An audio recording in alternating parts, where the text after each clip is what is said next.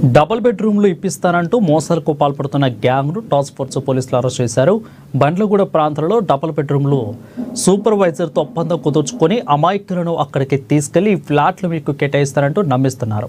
అయితే fix app ద్వారా నకిలీ పత్రాలను సృష్టించి వారికి డబుల్ బెడ్రూమ్లో ఫ్లాట్ కేటాయించబడిందంటూ డాక్యుమెంట్లు ఇచ్చి లక్షల్లో వసూలు చేశారు. ఇలా 40 మంది బాధితుల నుంచి దాదాపు 40 లక్షలకు పైగా వసూలు చేశారు. ఈ ఘటనపై ఫిర్యాదు అందుకున్న టాస్క్ ఫోర్స్ పోలీసులు నిందితులు మహమ్మద్ అస్మద్, అదేవిధంగా సూపర్వైజర్ రాజ్ కుమార్, మహమ్మద్ అహ్మద్ కౌసర్ అలీని అరెస్ట్ చేశారు.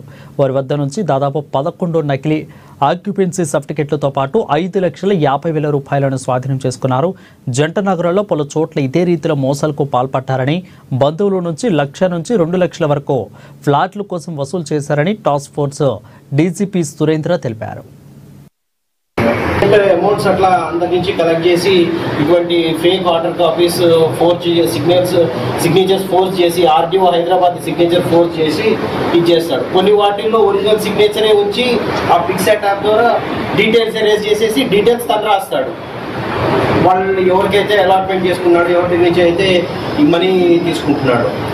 సో ఈ రకంగా పబ్లిక్ని చీట్ చేయడం జరిగింది.